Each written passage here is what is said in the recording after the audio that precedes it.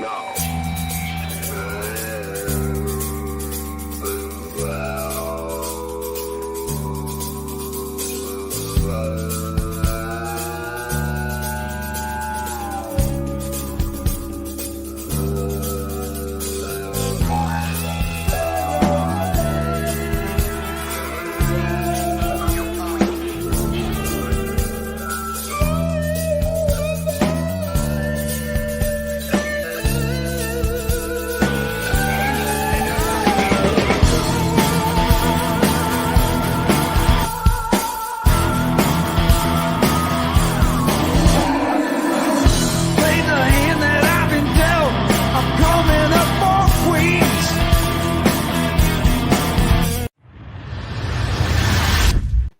Happy Monday, Metal Summoners. Thank you so much for tuning in with us on this incredibly special episode of the Metal Summit. It is triple digits officially with our guest tonight. 100 episodes into what started off as a cool side project that we weren't sure exactly how it was going to roll. We were just going to roll with it. And you guys allowed us to continue bringing you guys the most bitchin' episodes for almost 2 full years and what soon will be 2 full years. So we really appreciate you guys for it. As always, you have touched down on the Island of Misfit Toys with Bobby Dreyer, Angel Alamo, and Psycho Steve. So let's dive right into it with our guest, the man, the myth, the legend, the ever so polished and sunglassed up Kenny Aronoff. How are you, brother? I'm great, man. Thanks for having me. I love triple digits. Absolutely, man, for sure. That's exactly how we like to do it, brother. Well, first and foremost, Happy New Year, and how's your year begun? Oh, it's smoking. I mean, on Christmas Eve I was working. On New Year's Eve I was working. I go to my studio every day, every night, and either I'm always working on something. So it's been smoking. And starting next Monday, I'm booked solid until February 1st. That's awesome, man. Right on. That's super duper cool, man, for sure. So let's jump right into it, just with a whole lot of fun, because we got a lot there's so much that we get to talk about. And for me, I want to start off by taking you way back, just with one of my personal favorite female singers, is I want to hear you talk about working with Belinda Carlisle. Ooh. Well, what was significant about recording Heaven on Earth was that was the first record that I was on a #1 hit single on the top 100 singles charts on Billboard outside of Mellencamp. So that was huge. And it was a very important record for her because that was her first record outside of the Go-Go's. And who would have thought? I mean, but this was good. I was thinking it was the second session I did in LA outside of Mellencamp. And I thought, I like doing sessions. I went #1. So that was really significant. And there's a funny story about me making her second record, which you'll probably appreciate. She was didn't even show up till 5 o'clock. I think it was Steve Lukather, me, John Pierce. We're doing this learning the song. She shows up and there's a vocal booth over there. And I thought, to be funny, which I was pretty much of a smart ass back then, I took off my pants and played my underwear. So I thought it might motivate her. And she was covering her eyes up. And I went, I'm not having this. Well, to get into her vocal booth, you had to go outside the hall and then go into her room. So I go running out of the studio, and I come out and I see her come busting out of that room and running down the hall. And I tackled her. I tackled her and threw her down. And I was all on top of her, saying some pretty crazy shit. Nice. So, yeah. That's awesome, man. And when you were working with her, what did you find interesting when it came to, like, her as a vocalist? Because she was coming out of the Go-Go's with this, like, punk influence, and coming off the fact that, a lot of other punk bands from back in the day weren't known to be very good musicians. The genre kind of had accusations of being very just kind of like choppy and messy, but the Go-Go's became very polished. And then after that splintered off, she went on doing her solo thing, with you and, Heaven is a Place on Earth. What do you remember about just the initial working with her, coming from basically a punk singer to a pop singer? Well, I think a lot had to do with the producer, Rick Knowles. I mean, she may have been working with some other artists, producers, songwriters, but Rick Knowles is a songwriter and he knows vocals, and he was the one producing that record. So I'll give him credit for probably shaping her and helping her find a way as a pop singer on the top 100 singles charts. That's a whole nother ball game when you're now competing with some of the greatest singers that are going to dominate the charts. Like Celine Dion wasn't around then, but that would be somebody you'd have to go up against, or a Stevie Nicks or whatever. Somebody who just understands pop songs that will make it on the radio, that large amounts of people will relate to. So I think Rick was pivoting her into that direction. But when you become an artist and you're not writing your songs and you have the potential to sell a lot of records, because coming out of the Go-Go's, she already had a name as the front runner, as a front singer. So you now can attract songwriters that are going to get songs that they want their songs placed on the radio. That was a great combination for songwriters and this girl who's already famous, the face of the Go-Go's. And so I think this was her developing into that kind of artist. Absolutely, man, for sure. That sounds really, really cool. And that's a really good point too, because there is that difference between, a singer who writes their own music and a singer who has writers written specifically for them.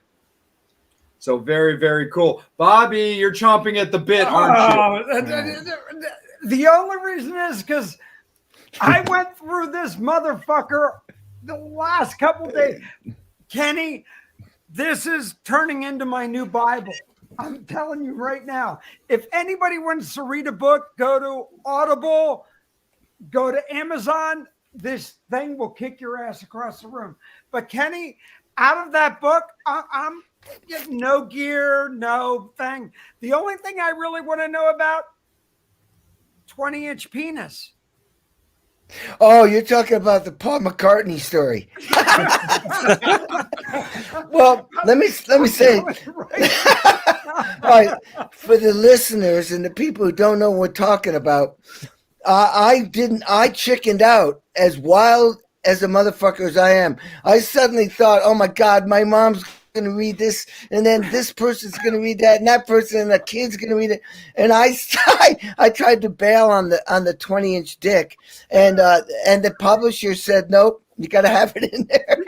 So I love it. I kept rewinding the fucking thing. I'm going, what did you just say? No, let me say this. This is about Paul McCartney. It's not his dick either. And I asked Paul McCartney when I did that CBS special, The Night That Changed America, where we're honoring the Beatles for the iconic Ed Sullivan Show that 72 million people saw.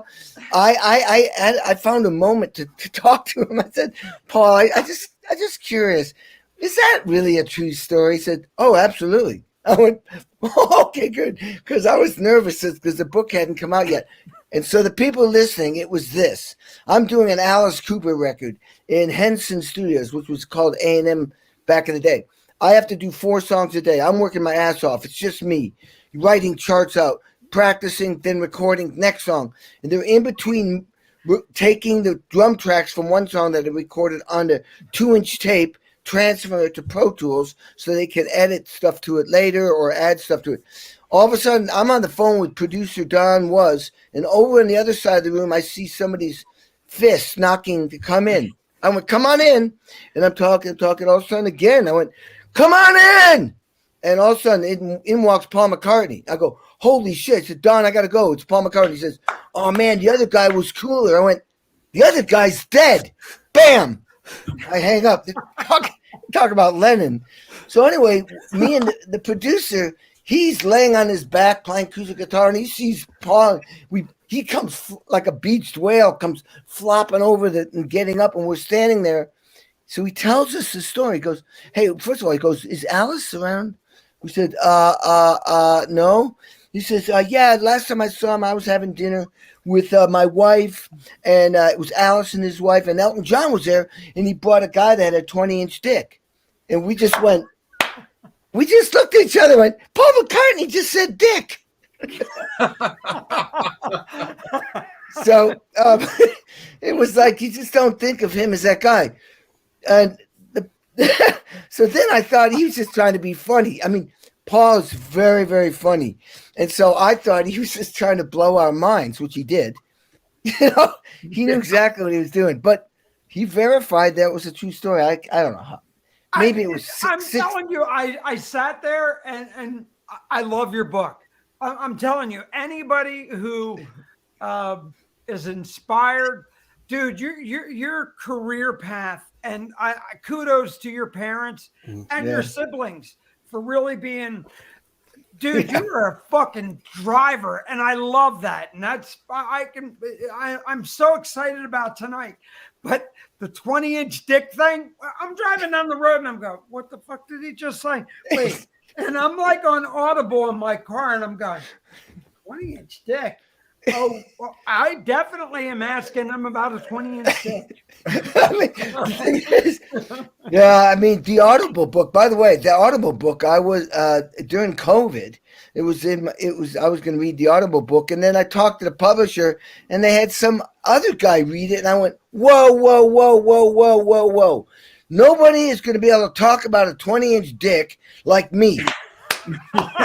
Maybe me. I mean, but you weren't there. I was there. So anyway, I ended up reading it. And just to give you an idea, and you know by reading the book how intense I am about preparation and follow through.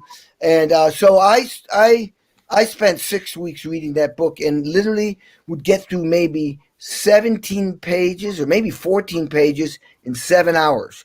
And then I'd let the guy get rid of the spacing, create the spacing between every line. Then I'd listen to it and I'd correct shit. And that would be one day. And it took 6 weeks. And then we'd listen to the whole book and find mistakes. And you have to punch in. And you have to keep the same intensity. Because the weird thing about reading, it's like if you want something to come out like intense, you have to go way over the top to be that intense for it to sound like this. It was the weirdest thing. You think like, oh, I'm being intense. Well, it sounds intense in here, but it's not sounding it out there. So I had to learn all these new techniques, be consistent for 6 weeks.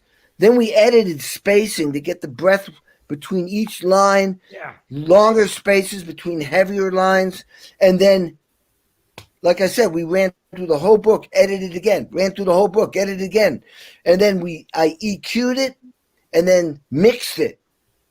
Because somebody told me, don't hand in anything unless it's completely done. Because they might just put it out if it's 85% good. Because it costs them money to do exactly what I did. So I spent the money out of my own pocket to make sure that audiobook sounded like this guy.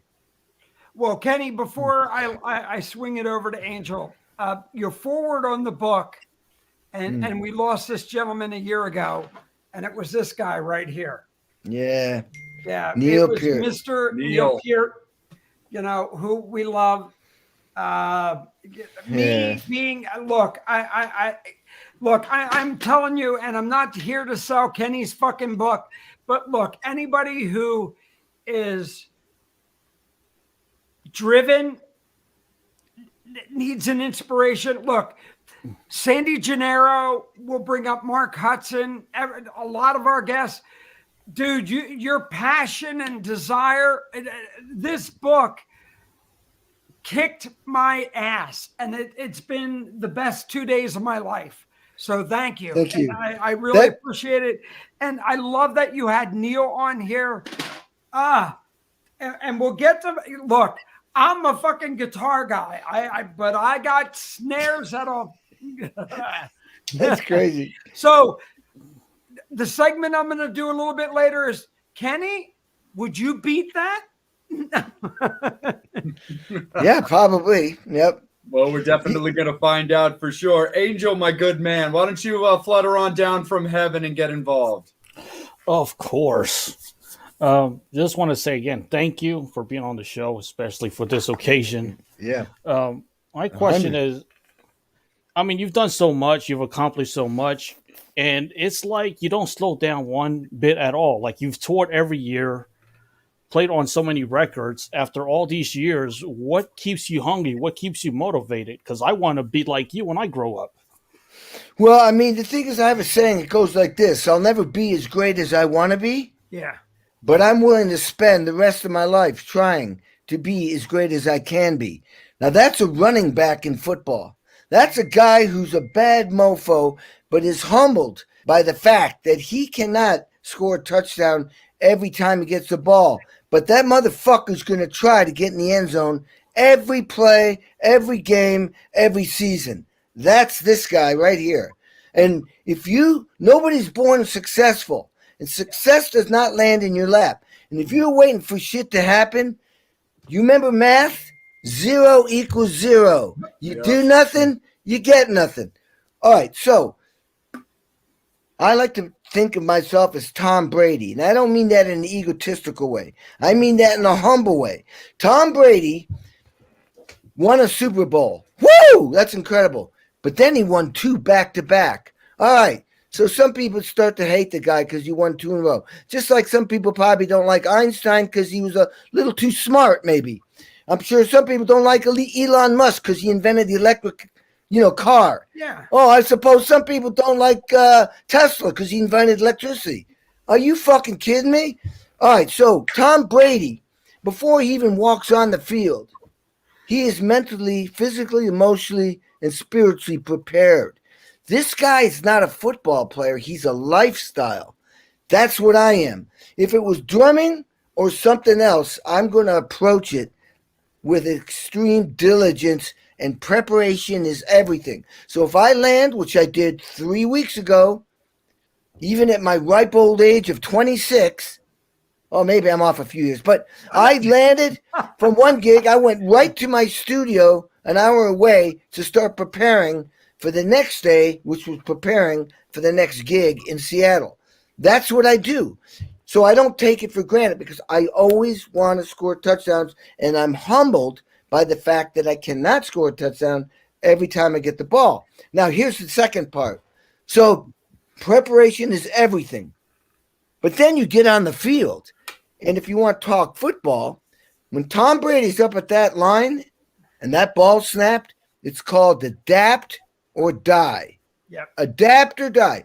And if you can accept that that's just a part of life, that shit's going to happen, I don't care how prepared you are, shit's going to happen. If you acknowledge that's just a part of life, you will be way more adjusted and balanced and not freak out when stuff does not go the way you want it. You just understand that there's a reason why it didn't work out. Maybe the defense messed them up. Or maybe if I'm playing the drums, something throws me off. Whatever it is, you just move, get it out of the way, and you keep your eyes focused on the end zone. So I'm that guy. I am motivated by trying to be as good as I can be. And I value life is very short. And I value the value of getting as much accomplished as I can at the highest level in this short life I'm living. There you go. Oh, yeah. That's awesome. 100% for sure. I That's got a question from Matt Porter wants to know about the gold records behind you. I have 1,300 of them. I have 1,300. Yeah. I mean, they're just these back in the day when I got 3 records that sold over 40 million. Bad Out of Hell 2, Meatloaf with I'll Do Anything for Love, but I Won't Do That. 2 Celine Dion records sold 40 million. Obviously, he has a big fan base. Ricky Martin, 18 million. Mellencamp records sold from 1 million up to, 5 million, maybe more at this point. I've got Bon Jovi. I've got, like I said, Belinda Carlisle. I've got, I've got country records like The Highwaymen, Travis Tritt. Yeah. I don't have Bridges to Babylon, but I played percussion on Bridges to Babylon by the Stones. Anyway, Melissa Etheridge. It goes on and on. Back in the day, they used to, because there was a lot of money being made, the labels would then as a gift and appreciation, they'd send us a gold or a platinum or double platinum or diamond, which is 10 times platinum in the USA, which means 10 million copies sold. They'd send us with our name on it and the record, and it was great. So I collected them.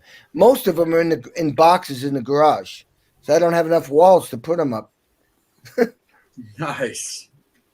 Well, on that, the funny thing about that, Kenny, is you put a little bridge to it already by mentioning him, and I was going to bring him up in my next segment anyway, just also to play a little bit of fun off of Bobby's first question, what he wanted to hear about. So you worked with a guy that apparently will do anything but love, but he won't do that. Yes. It did apparently come to light recently what that was, which I thought was hilarious. But what I did want to talk to you about, because I've always been a fan of his work, is I did want to hear you talk about your time spent recording with Meatloaf. Because with Meatloaf, it was kind of built around, that two-person squad for so long in the writing and performing. Exactly. So I'd love to hear your experiences witnessing that partnership and then being involved. And then, of course, with the upswing of the success of I Would Do Anything But Love, But I Won't Do That. Okay, so I get the phone call to do a Meatloaf record, and I didn't have any idea what I was walking into. Quite obviously, Jim Steinman was the composer, producer, and he came up with all these very almost like Broadway show tunes. They have all these sections, and they're different. It's a very unique style of writing. But Meatloaf is the main actor in the play or the movie.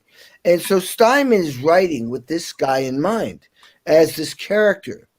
But Steinman can't play the piano as good as Roy Bittan, who's the piano player in Springsteen's band. And the first record they made was Bat Out of Hell 1, which became a big thing on the Horry Picture Show? Rocky Horror Picture Show. Rocky Horror Picture Show. So what happens, it worked. For those who don't know, this movie, it was the soundtrack for this movie, and Steinman put the two together and was brilliant at doing it. And Meatloaf became this Meatloaf is an actor anyway, and I don't know if he's done theater, but he sure should have.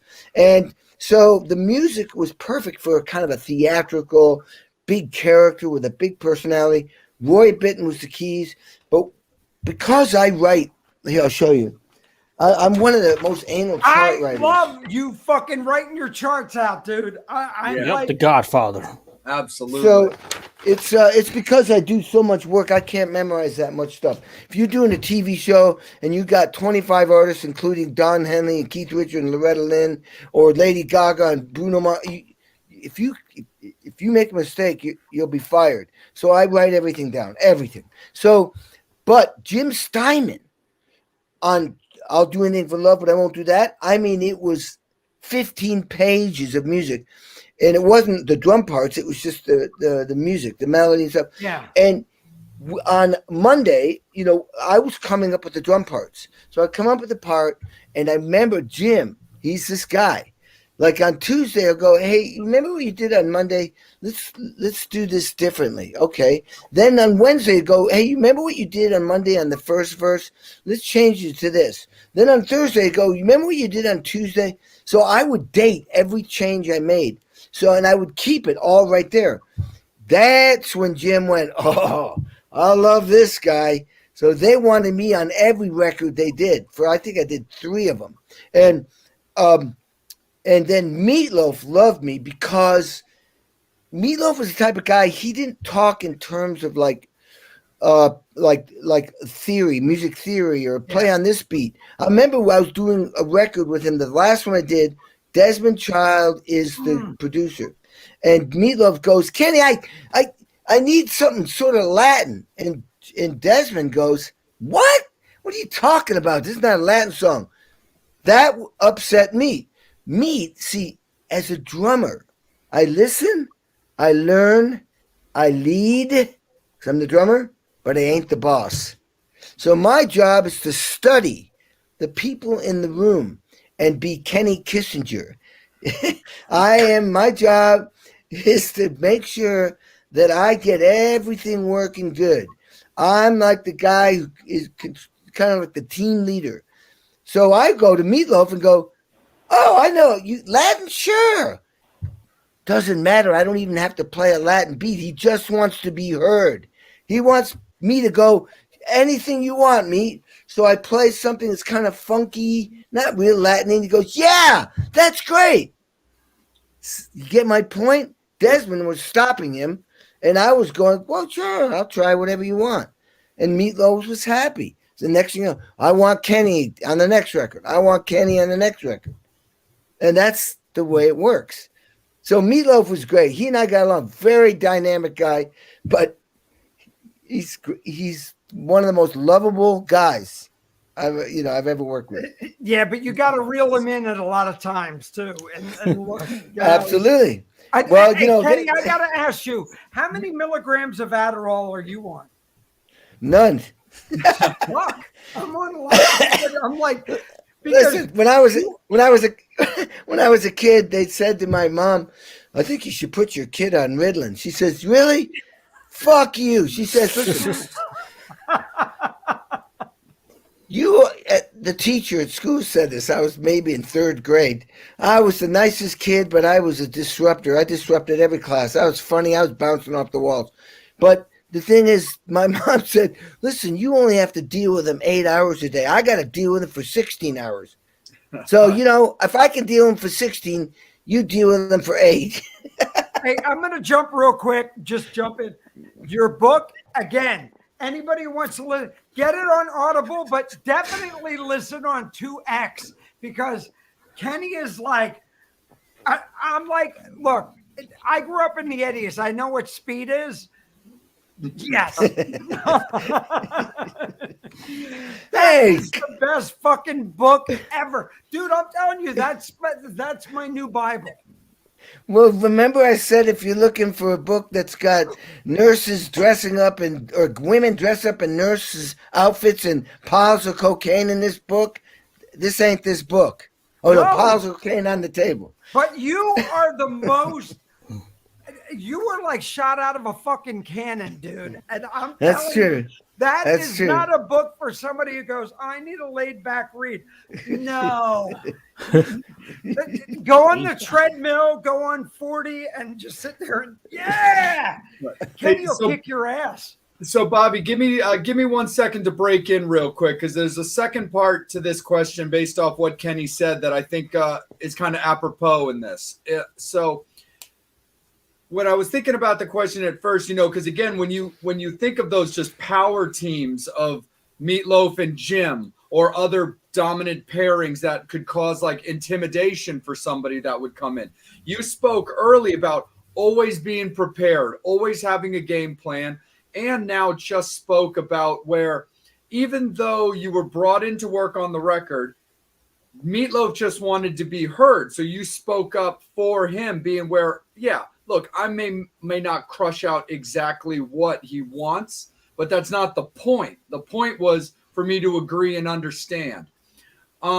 Is there ever been a point in your career, whether it was as a rookie or as a veteran, that you had to deal with that over-the-top ego, or you were being pushed around, or did your constant professionalism and preparedness pretty much kind of avoid that? Oh, dude, no, it never ends. I don't care how big you are. It's just human beings dealing with each other. The egos, you've got people that have got all kinds of issues in their life. You never know what you're going to walk into, and you have to be able to adapt. You have to be able to adapt to all this. The bottom line is I'm in the service business. My job is to serve. I don't care if it's a 14-year-old kid that has never made a record before. They're hiring me. So no matter, I can't have such a big ego that I'm going, hey, listen, this is the way you do it. That's not, no, you're in the service business. So it's what they want. And you steer people. You have to read people and work with who you're working with and adjust and make the situation as good as it gets. So I mean, I've in the days with Mellencamp, I remember a song called "Paper and Fire," Yeah. and it starts kind of like it's just kind of percolating. So so I was doing caustic quarter notes, kick drum quarter notes on the floor, ga ga ga, and hi hat, butter butter butter, and I thought that it was kind of just sitting there too much, so I went butter butter like Stuart Copeland. I don't know if you can. Yep. So I go in there and John goes, "That's not cool." I'm thinking, fucking the hair on the back of my head stood up. I was younger. I did have a little bit of hair. And I went, he's fucking wrong. This is cool. So I went back out there. We start recording. John likes to get first takes. So we'd only done it once. We do it again. And I went, fuck that. I'm doing it, man. This is cool, man. There's nothing happening. And it's caustic. It's not a drum fill. It's subtle. And it gets it percolating and it creates tension and exciting. So like when the violins go I was coming off of them and making it really kind of just danceable, not danceable, but percolating. Anyway, I was ready for John. Reggae beat, yeah. Kind of, yeah. I was getting ready for him to push the talk back button down or coming out there and hit me in the head, and he never did, which means that either somebody in there told him it's cool or he figured it out it's cool. But the bottom line is I went against the boss because I really felt that was right. And I took a chance, but that was an example of me going, nope, you're wrong. For sure. Absolutely. No, I like that for sure, because there is going to be a certain amount of give and take. Also, at the same time, I mean, you're always going to respect the person that you're working with or the person that you're working for. But I love that story because, there is always going to be that ability to bring in something that they didn't see, they didn't hear, or something. Be like, let me just try it on for size. If you don't like the shirt, take it off. Well, John, I'll have to say, John was the type of guy who was always looking for ideas. He walked into it after American Fool and we were getting ready to do He walks into a practice room and goes, "Hey, listen, you guys, I write the same songs. You guys got to come up with innovative and creative parts to make these songs get on the record and get on the radio, be #1 hits." And as a matter of fact, Kenny, if someone's got a better drum beat to play on this song than what you've got or what you're playing, you change the beat. Or you play that beat. And nobody owns their instruments here. We all play each other's instruments. I need ideas. I need hits. And he left the room, and I went, what a jerk. But years later, I realized, wow, maybe his delivery sucked, but he was right. He was basically being like that football coach, like Bill Belichick for the Patriots, basically getting everybody to think in terms of how. Kenny, why do you got to keep going to fucking Belichick? Fuck that. Go, Lombardi. Oh, that's true.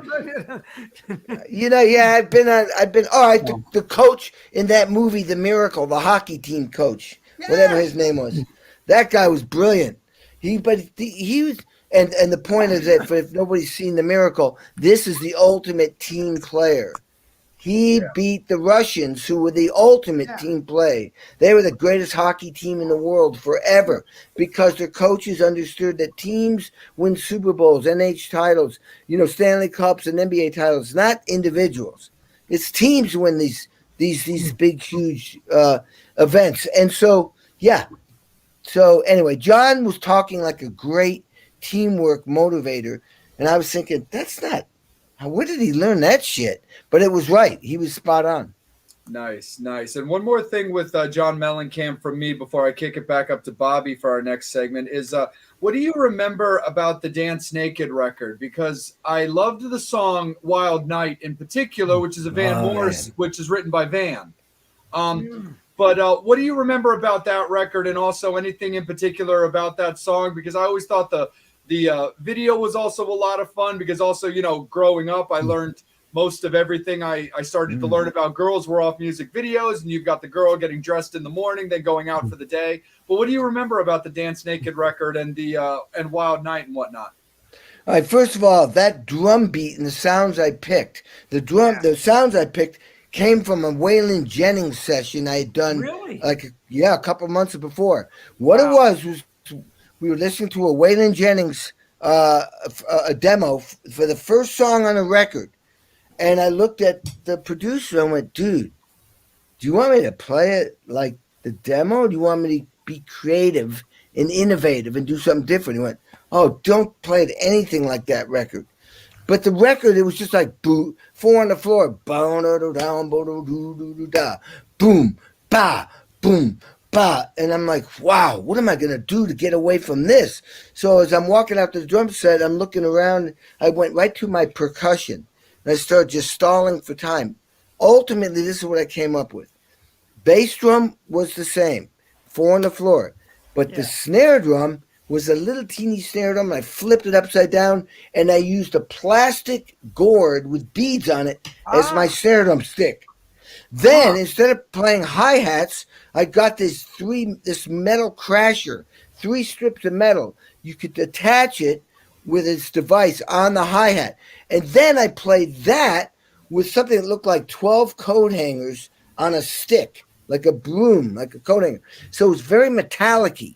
So now you got that sound and the snare sound. Then I put a djembe to the left of me.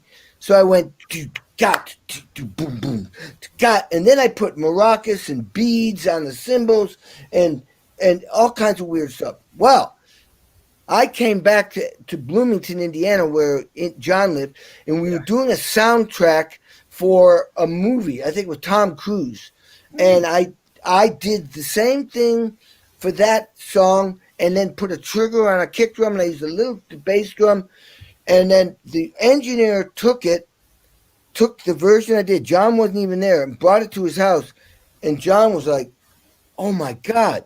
He was blown away by this new direction. That's what inspired him to do the Dance Naked record.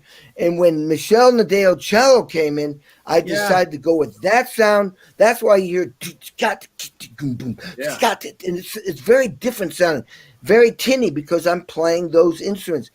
And that was what John was open to new ideas. That's for sure.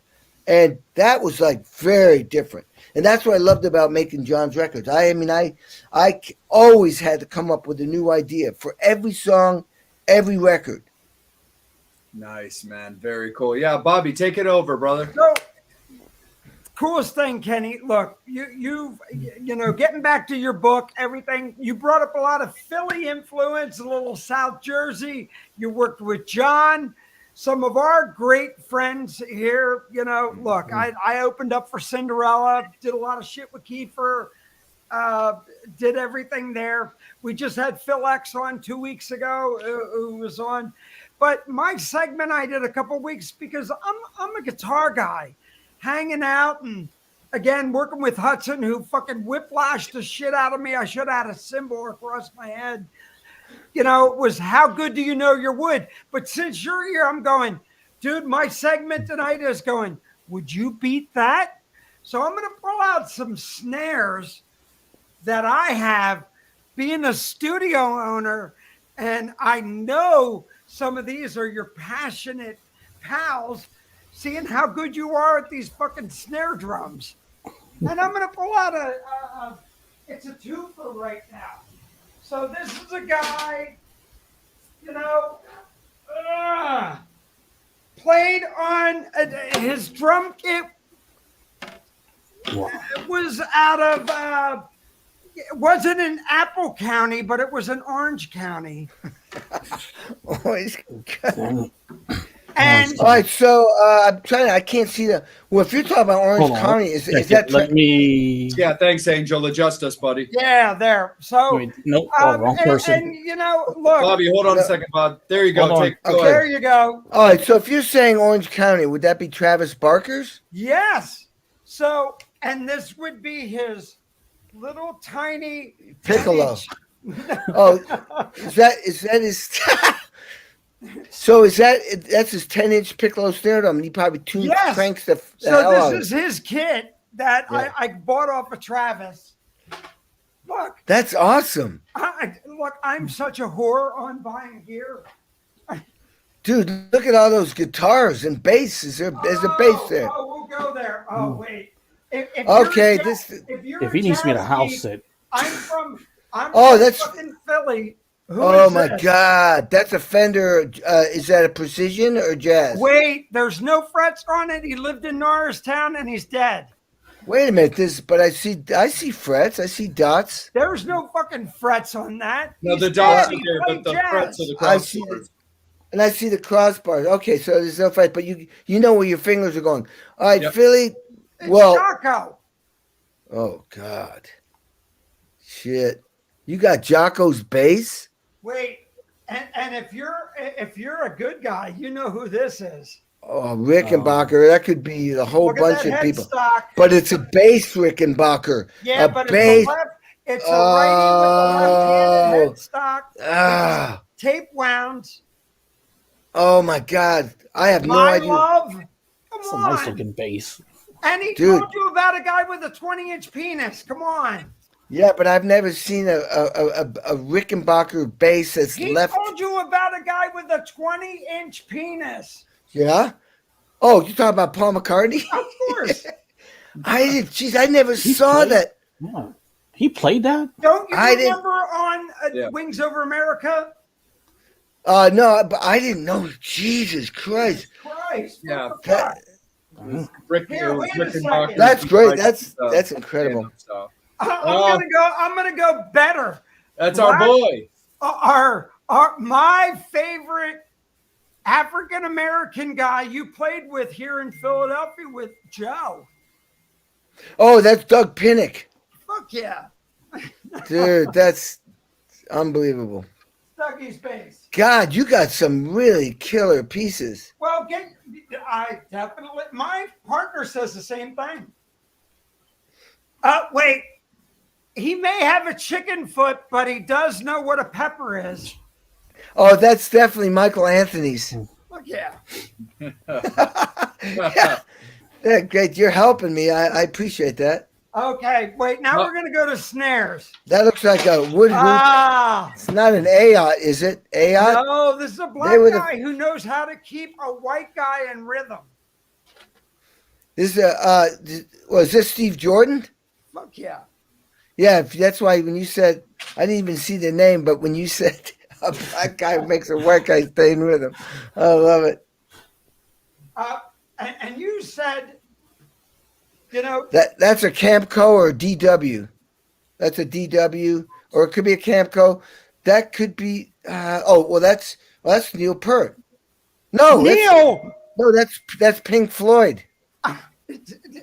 Duh. Yep, I see it. Darker Side of the Moon. So here, Kenny. Well, I got sunglasses on. Oh, this is fucking heavier than a fat chick in heat. Oh, that's the DW where they have. There you go. That's Neil Peart's. That's Neil. That's the edge snare. It's like the middle section, two outside sections. I used to have a couple of those. I used to collect. Oh my God, I had hundreds of snare drums. Okay. Once everybody heard that I was collecting old drums, I got calls from people from all over the world. Kenny's a sucker. He'll buy anything. Oh, Kenny. So Wow, that's gorgeous. That's gorgeous. You know That's a who's model it is? That's a model after a 1920s because those it's tension. Alex's. It's what? Alex Van Halen's. Oh yeah, I didn't know he had a tube lug like that. Yeah, so he did a brushed. Ludwig did this for him, and it's a Yeah. one-off. It's You all could tell. You could tell it's a Ludwig because of the bead in the middle of the drum, and also that's the old Ludwig tension casings. Now this is Oh, there's a Ludwig. That's Now, in this the black. is a buddy of mine who really wanted to come on tonight and say thank you, Jason Suter. Oh yeah, man. A That's hammered Black Beauty. yeah. That's those. Well, you can't go wrong with Oh, all my signature snare drums, which are coming out with a 1940, coming up with a 40th anniversary of, because I've been with Tama for 40 years, which is, near Philly in Ben Salem. at least the American offices. And I used to it's work there, dude. I'm right around the corner from. I'm in Wow. Bucks County. oh my god, So when your ass gets up here, we'll do some shit. dude. But anyway, I modeled a lot of my signature snare drum was modeled off of a Now, if you're 19. gonna hit hard, you're gonna hit hard because you know how to walk this way. Oh, okay. There you go, Joey Kramer. Oh, fuck yeah. That's a gorgeous drum, man. You collect really cool ones. You know, That's a Ludwig. Yep, that's a looks like an 8-inch.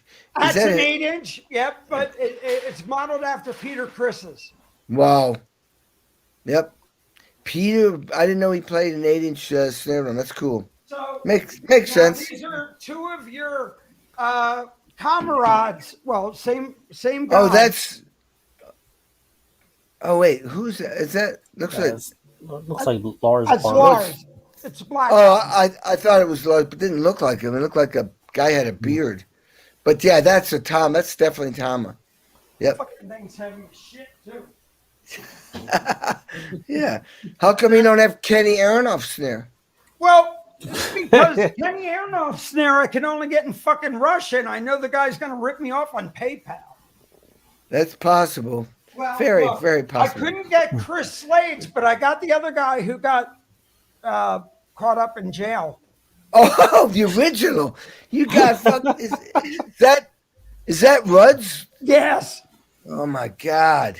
And Phil then, Rudd. and then I have, I showed you, I got Jason's kit back here when he left DW. Yeah. So they, Ludwig did 3 kits for the O2 tour.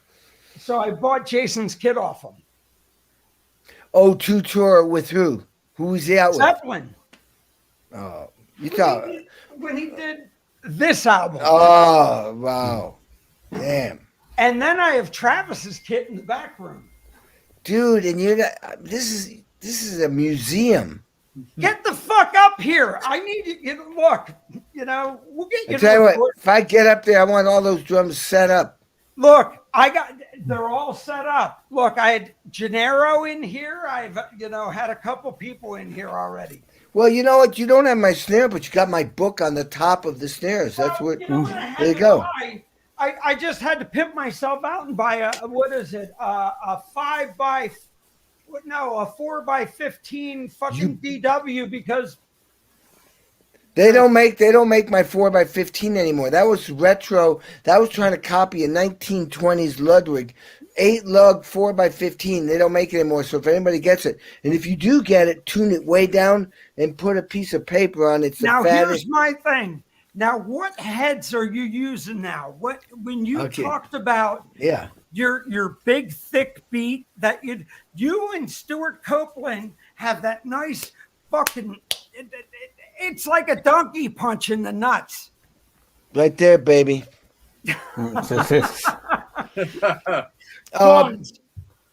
So my setup is like this. All right, so I'm with Evan's head. You put a heavyweight snare drum head on top, put a hazy 300 on the bottom, use 24 or 30, mostly I've used 24 strand, pure sound, not the brass. Let me tell you something. At the end of the snares, you got to have flat. It can't be this crimp thing. It makes a difference. Every snare drum I put snares on, and there's the part that holds the snares.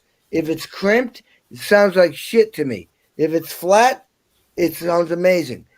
That little subtle difference makes the difference between the drum, the way it sounds. Okay, the bottom hoop, triple flange, top hoop, die cast steel. Wow. You get the crack, and you get the hoop is a little higher. You get a different angle on the snare with the stick.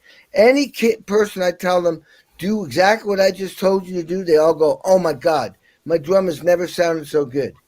So, Kenny, I got to tell you this. I had a buddy of mine come over. It's probably about a year and a half ago, and he and I were, we've done a lot of things. Great drummer,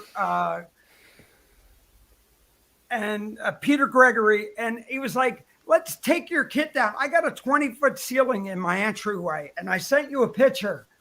So Yeah. what I did was my John Glenn thing there. I had 3 mics, 2 Beyer 160s, and a fucking mic in the front. Dude, we did the Rover.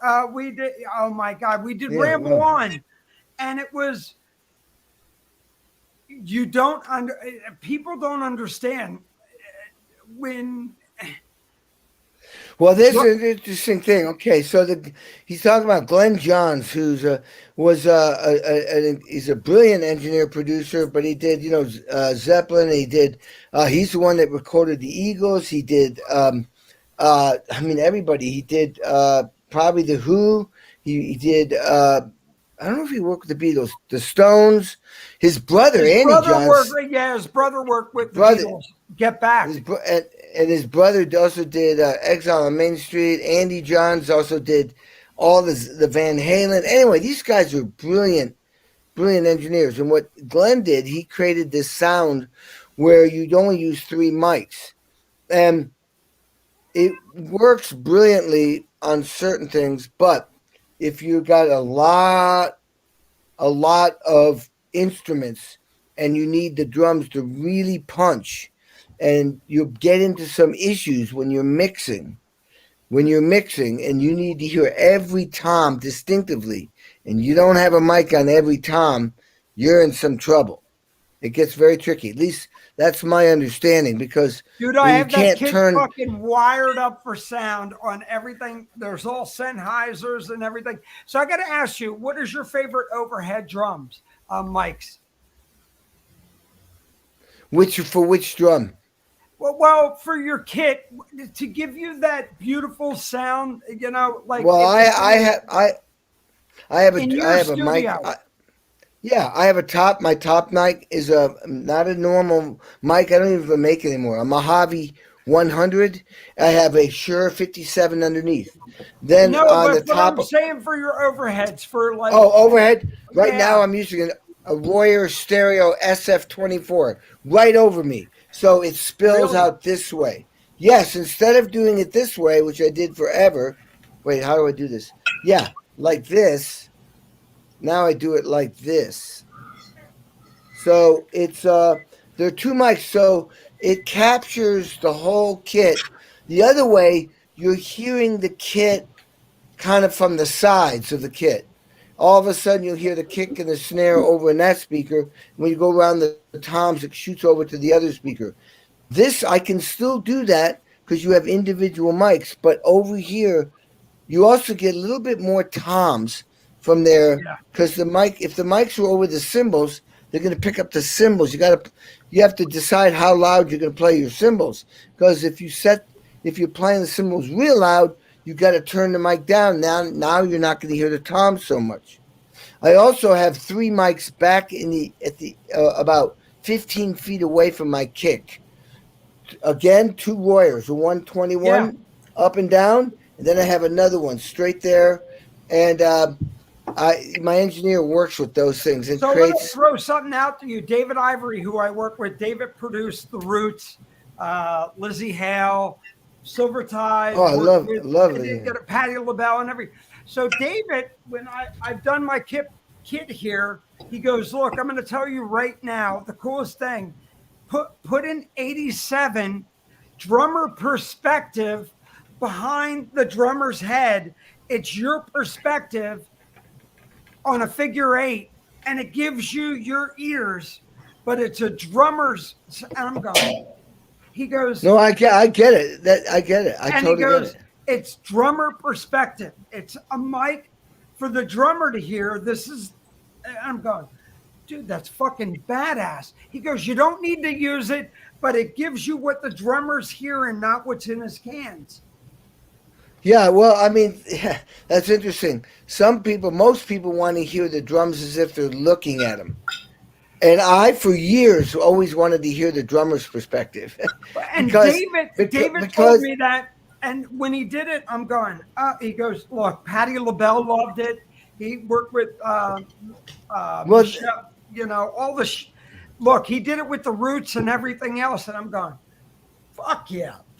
Well, I mean, if you think about it, if a drummer's playing and you're doing take after take and you're hearing it from like you're sitting at the drums, when you go back and hear a playback, it used to confuse me when it wasn't from my sitting perspective, it was from the audience perspective, because I've just been hearing it over and over again from the drummer's perspective.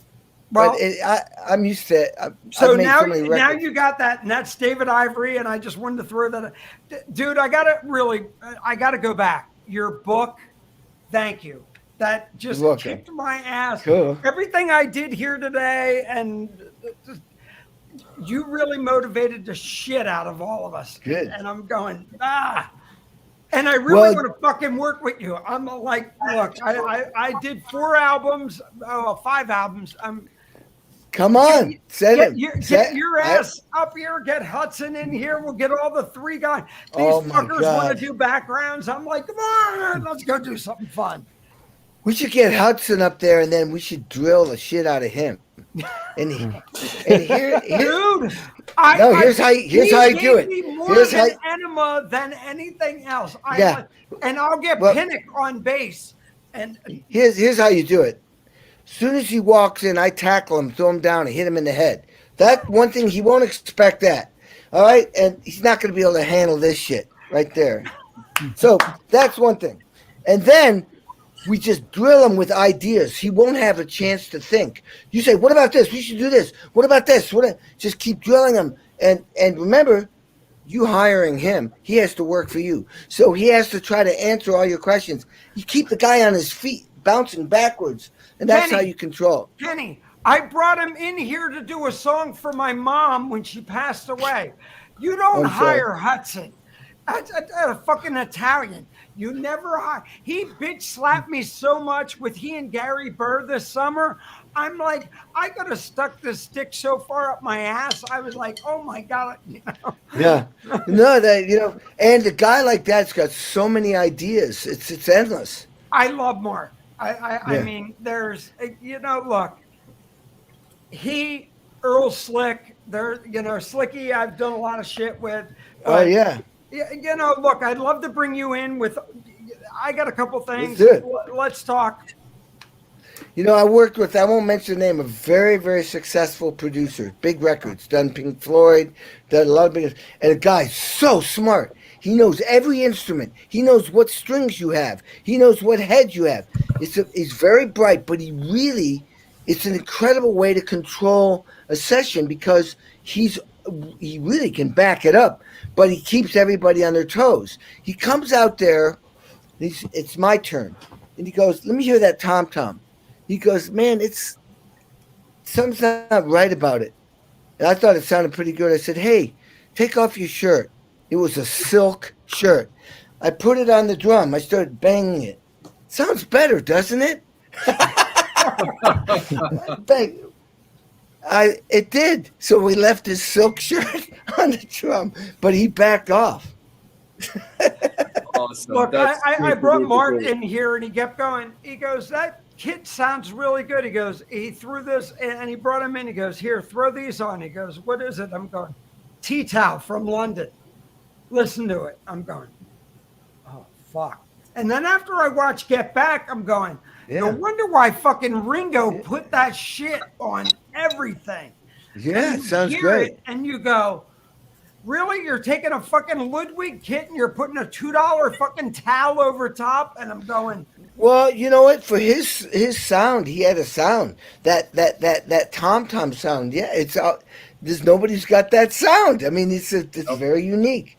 But it gets involved with miking, what preamps you use, how they mix it. But you know what it all comes down to? Look, I talked to Wolfgang Van Halen. We've talked to a lot of people. Phil X, dude, it's your fingers, it's your technique. I can't play like you. I can't play like Alex Van Halen. I can't. Yeah, of course. You talked about in your book, Phil Rudd, how simplistic fucking AC/DC is, but it'll kick your fucking ass across the room. I'm Back in Black Oh yeah, that's easy. I'm going bullshit. Charlie, No, it's not. Charlie. Charlie. Look, these are Charlie Watt fucking sticks. There Oh, is no. wow. Like you. What'd you say in your book? How many times did you say it? Without any Charlie, there is no Stones. Well, listen, I got to record the Stones, and Charlie was right in front of me, and I'm playing a gourd, and it's just like there's nobody that sounds like him, and the way he plays and the IDs he comes up with, yeah, they're simple, but they're brilliant. Nobody can. And let me tell you something: when the lead singer comes up to you, which is Mick Jagger, at 4 a.m, goes, "Hey, Kenny, I like what you're doing." I was playing a gourd. It was one of those gourds with the beads on it. I was playing with a brush. I was going, and Charlie was playing the beginning of the song, acoustic guitar. I don't remember if it was Mick Jagger or Keith Richards. One of them was playing acoustic guitar. I'm playing along with him. Bang, but Charlie's playing on the hi-hat.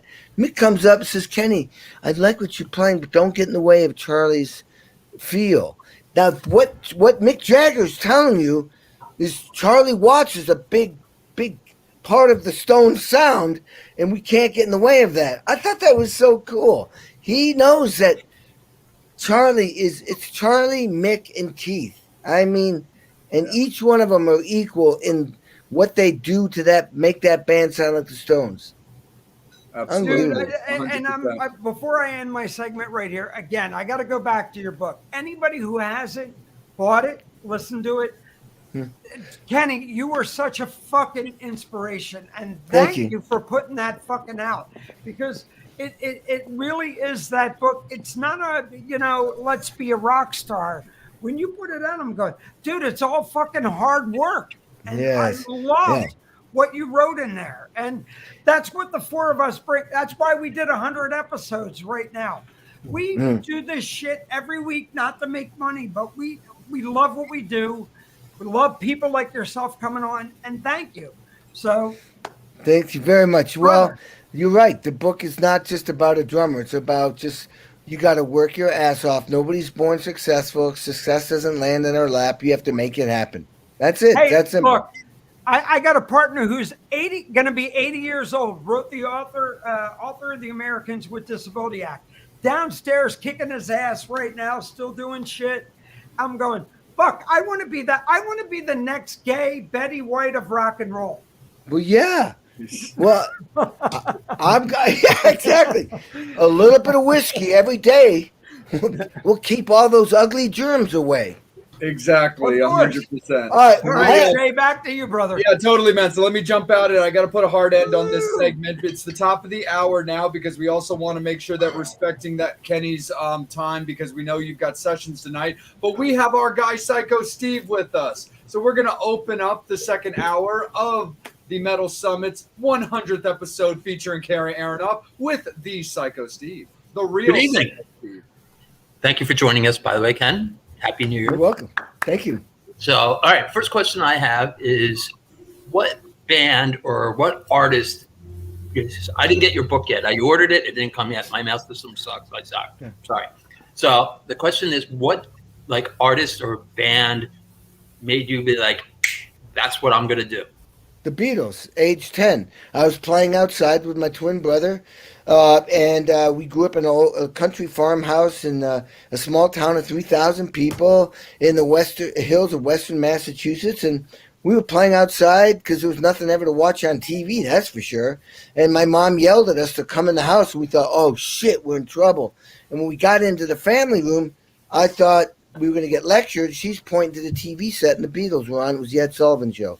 And that's when I realized, it was at that very moment I realized what my purpose was before I even knew what the words meant.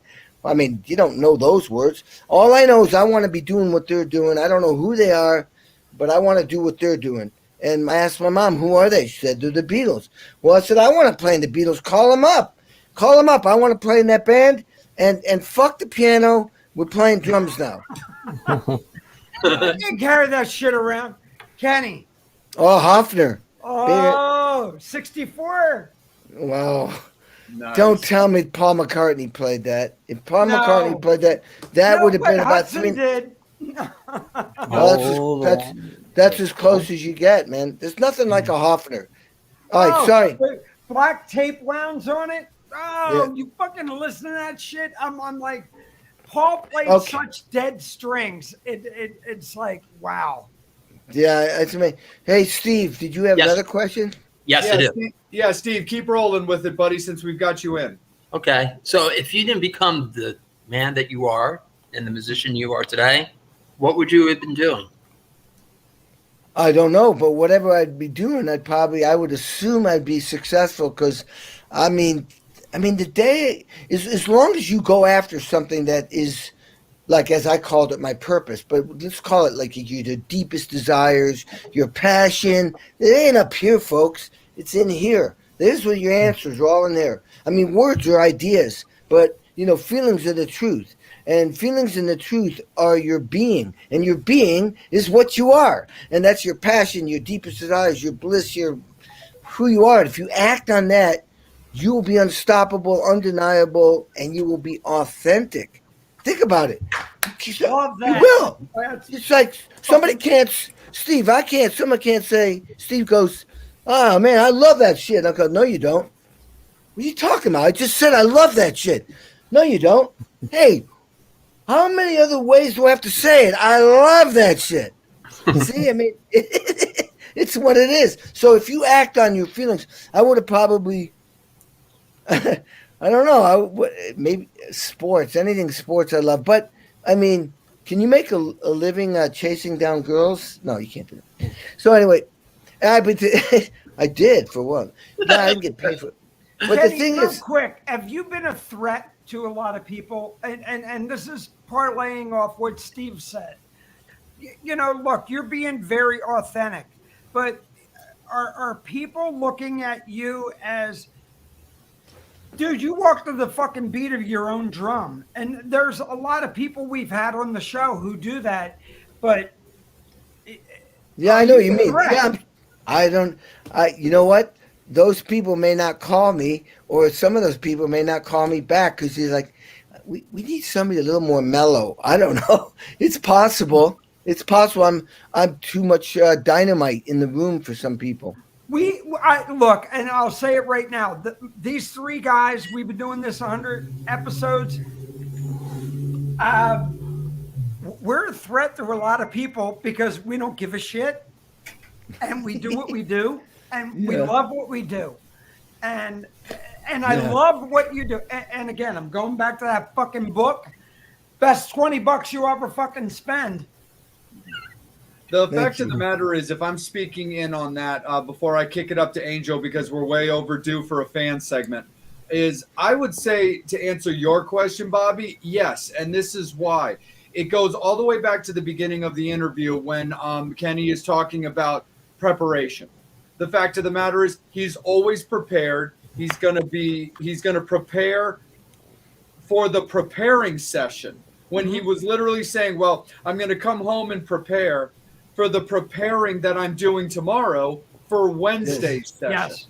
So the fact of the matter is, I would say, yes, absolutely.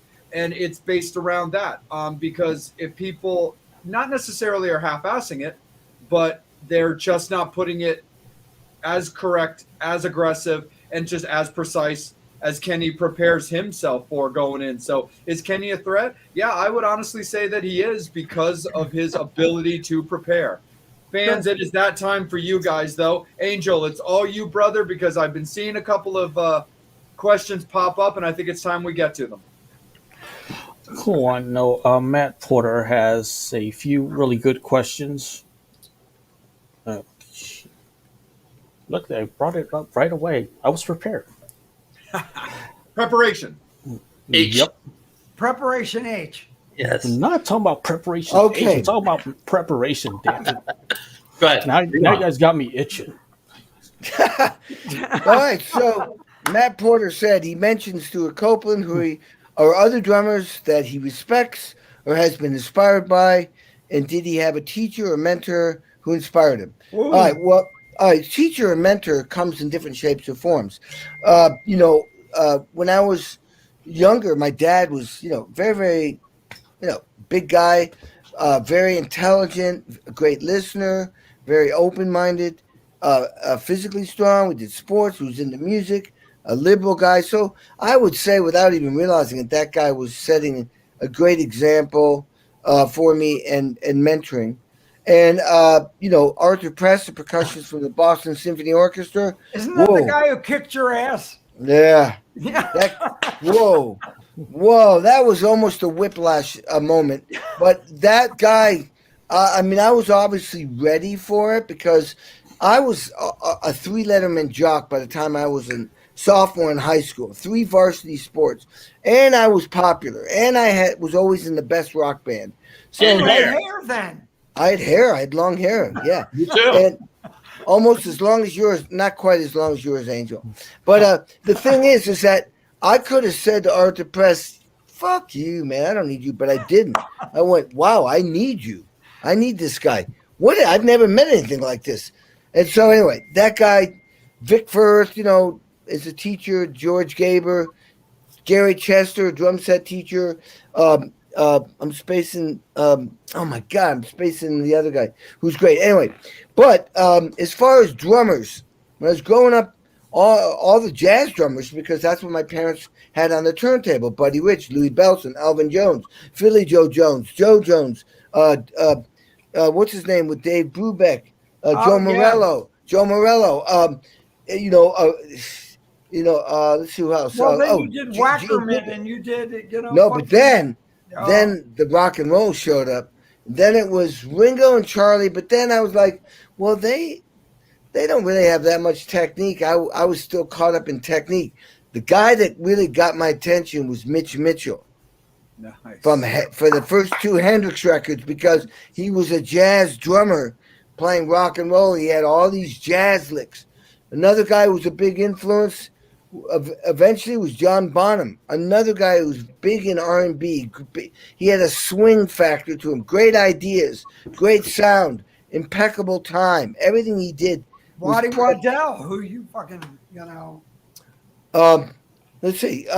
But then, of course, how could you not say Ginger Baker, who had a sound and a style that was on Keith Moon, even though he was a reckless and abandoned, he had style. He came up with ideas that I would never play. That's what always blows me away, is I love drummers that do stuff that I would never do that. That's incredible. It's like Stuart Copeland. If you want to, Billy Cobham almost ruined he almost ruined my career because I was trying to be like him. And I tell him that every time I see him. I said, Billy, dude, you almost ruined. Was that in my book? I think I said that. You almost ruined my career. It was that. Yeah. And then the other thing, too, with you was Satriani with Jonathan Mover. The whole thing there. Chad, look, thank God he tore his fucking ligament in his arm that you got the gig with Chickenfoot. Well, no, I got the chicken foot.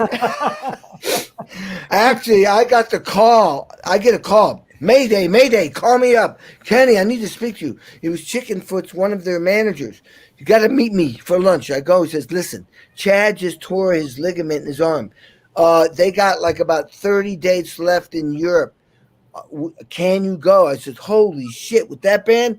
I had to 80 sessions. John Fogerty, sorry, I can't do it. I'm with Chickenfoot. All this stuff.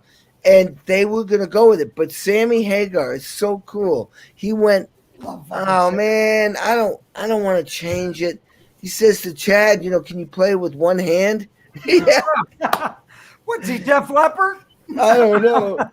So, but then when the next tour came, Chad told Chickenfoot, those guys, you need to hire Kenny. So Sammy calls me up and goes, Kenny, Chad says, you're the guy. He says, look, I don't even want to go on tour, if it's not fun. I said, whoa. I said, listen, Sammy, Chad hits hard, I hit hard. Chad is a rock drummer, I'm a rock drummer. Chad plays funky, I can play funky. Now, Chad is funnier to me, but I'm better looking. So I said, why don't we get together? I'll come over to your house, we'll hang out, and we'll take it from there. If it's all about hanging, let's hang out. He said, that's great. Well, it never happened. So they fly me up to do a video, and we're gonna run through the songs and then see if I fit in. And I did. So that was that. Nice. Very, very cool, man. Angel, let's keep it with you, buddy. Matt Porter again. What do you look for when choosing what drums to use, and do you have a kit that you favor for most sessions? Okay, let's go to the session thing. Okay, well, let's start this way. I've been playing Tama drums for 40 years. They make incredible drums. There's a lot of great drum companies out there. If you can't make a great sounding drum set at this point with technology, you shouldn't even be in the business. I mean, come on. Pearl makes good drums. Yamaha makes good drums. DBW makes drums. Ludwig, Gretsch, they all do. But Tama, they definitely have the sound I like. I mean, they're aggressive. There's one kit I got from them that was mellow, and I don't play it, but it was purposely they were trying. What is that? That says Tama. All right. Now, it's Lars. That's okay. That's okay. But in my studio, the main kick drum I use is a 26-inch by 14-inch deep 1955 Ludwig. It's got a low end. Oh, wait, thin- hold up. Wait, motherfucker. That means It's called in my studio. It's called Uncommon Studios. Yes. L.A. Which is Oh, attached would to the. that be a 24 by 16 right there? Oh, So that's a yeah. 20. Is that 24? I have a 26. That's 20. That's Jason's. So is that's a 24 or 20? That's a 24. That's think. Daddy's. That was Daddy's old kit. Yeah. Well, his dad used a 26, I believe. I don't know. I know he did at one point. So I like that. And I use either a 13-inch rack tom or a 12-inch rack tom, and then I go 16, 18 floor toms. I go big. Yes. And my crash cymbals are 19-inch Ks. I use 19-inch Ks, and I use a 22-inch Now, K why don't custom you run. use pasty? Paisley makes great cymbals, but I've been with Zildjian. I mean, Zildjian, I grew up playing Zildjian ever since I was a little kid. So Paisley makes great cymbals. But, I'm a Zildjian guy, and I have no reason to leave them. Listen, a lot of companies ask me to switch over to them, and here was my answer to them. All right, you got to give me a reason why I would leave Tama and go to you. You know what? And I said, here's one good reason. This way I could tell the whole world, and the whole world will go, well, yeah, you got to buy me a jet, my own jet, and you got to give me $2 million. Everybody will go, well, yeah, of course he left Tama because Pearl gave him $2 million in a jet. Wouldn't you leave? Nice. And of course, nobody gives me a jet and $2 million. My point is like, you got. Why would I leave Tama? I mean, I could play another company's drums and they would be great. Would they be better than Tama? And how much better? And I have a relationship with Tama, and I got my signature snare drums. And Kenny, it all comes back to you. Look, fucking Van Halen could have played a cigar box. yeah, It would still sound like Ed. yeah, Satriani No, could Alex. play whatever. And same thing. yeah. Look, the four of us could be, well, but, it really comes back. The individual, look, I don't care what you put in Keith Richards' hand. It's going to sound like Keith. Yeah. I just saw Amber there. Hey, Amber, what's up? Yeah, absolutely. Angel, why don't you pull up those questions? I think Amber, Amber's got some there's stuff Amber. to say. I will blow your drum stool socks off with my genius design. You're welcome. Or you're back, and Butte will thank me later. I'm so glad I don't have to read that comment. Welcome to I the can Metal just Summit. Amber, all right, make me a stool that'll make me go crazy. She was also supposed to make you a stick bag. Yeah, you know what? And all different. Amber had these designs, and I'm so friggin' busy. I dropped the ball to, she was waiting for me. What do you think? I said, those are great. But I could have pushed her harder and demanded, you gotta get this fucking shit done, but I didn't. So, Well, she told me to tell you but she's going to be calling you this week because I actually spoke to her this afternoon before the she's show very started. creative. Oh, Yeah. really? She's a very creative, brilliant artist, really, and a wonderful person, human being too. Damn Amber, straight. sorry, I've been so busy, I haven't called you. I haven't called a lot of people lately. It's all right. I yelled at her because I haven't talked to her either, so that's cool. There you go. I texted her a while back too and didn't get a response back either. So I was kind of like, man, our girl's leaving us all hanging a little bit. Hey, Just Kenny, like a real quick, I want to ask you. You mentioned earlier about working with bigger artists, but you did mention working about unsigned and everything, and independents like myself and people who want to work with you. I do that all the time. Yeah, and I love even what you said in your book. And again, I'm going back to that. Push, push, push. But you really said a great thing on there that you are very reachable on that end. And you're like, look, you put your passion into what you do to Mellencamp. You're not going to give everybody a slouch job on what you do on the little guy. Like I told you, I'm always trying to score a touchdown. It's in my DNA to always be the best I can be. It doesn't matter if it's an unsigned act or if it's the reuniting of Led Zeppelin. It's the same thing to me. So what happens is people can go on my website and there's a form you can fill out that if you want me to play drums on your record, and I have a little form explains what it costs and what I do, and then you just if it's affordable, you just say, all right, how many songs, and you send me the demos. I tell you exactly what to send me. Usually it's just like an MP3 of the song with the drum program that it's on your demo. Send me an MP3 without the drums. Send me MP3 with the click. Then I just need to know if it's at 44.1 sample rate, 48 sample rate, or 96 sample rate. And then I need to know if you're using Pro Tools or another format. If it's Pro Tools, I ask you is it Pro Tools 10, 11, 12, whatever. So that when I save my recordings, it's in a format that you can then open it up on your computer. If you don't use Pro Tools, I send you WAV files. It's not that complicated. And I give you two takes. Sometimes if I feel like I think I need to give them something a little bit more, I'll give you 3 and sometimes 4. What I do, the first take I do is I give you exactly what you programmed because you're used to that drum program. You're used to that beat. You're used to those fills. I can write every single note out. I give you that. Then I start stepping out of the box and go, you know what? I'm actually hearing going up to the crash cymbal in the bridge or a floor tom in the third verse.